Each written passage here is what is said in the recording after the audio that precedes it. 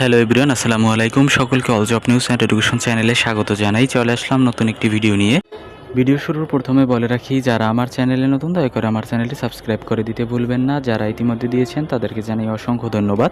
তো আজকে ভিডিওর বিষয় হচ্ছে 2027 সালের এসএসসি পরীক্ষা 7 জানুয়ারি এবং এইচএসসি 6 জুন অনুষ্ঠিত হবে, যা ইতিমধ্যে কিন্তু আজকে শিক্ষামন্ত্রী ঘোষণা দিয়ে দিয়েছে। তো আপনাদের অবশ্যই প্রিপারেশন নেওয়া উচিত এখন থেকেই, কারণ এই ডেট কিন্তু ফিক্সড হয়ে গিয়েছে। কারণ দেখেন, এখানে বলা হয়েছে 2027 সালের জানুয়ারিতে এসএসসি ও জুনে এইচএসসি পরীক্ষা নেওয়ার সিদ্ধান্ত হয়েছে বলে জানিয়েছেন শিক্ষামন্ত্রী ডক্টর আ.ন.ম আহসানুল হক মিলন।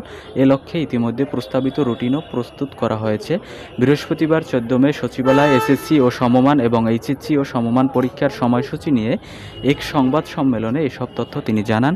তো এর আগে কিন্তু আমরা ভিডিওতে বলেছিলাম যে আপনাদের পরীক্ষা কিন্তু খুব দ্রুতই অনুষ্ঠিত হবে। সুতরাং আপনারা যারা এখনও, যেহেতু ফুল সিলেবাসে পরীক্ষা হবে, আপনারা প্রস্তুতি গ্রহণ করুন, যাতে একটি পূর্ণাঙ্গ প্রস্তুতির মাধ্যমে আপনারা ভালো একটি ফলাফল অর্জন করতে পারেন এসএসসি এবং এইচএসসিতে।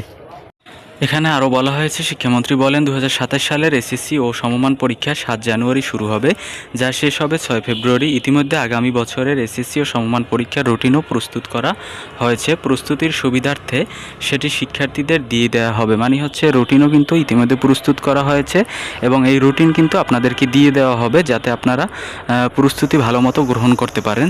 তো আশা করি আপনারা সকলেই বুঝতে পারছেন। এই ছিল আজকের ভিডিও। দেখা হবে পরবর্তী কোনো ভিডিওতে। সঙ্গে থাকুন all job news and education চ্যানেলের। ধন্যবাদ সকলকে। আল্লাহ হাফেজ।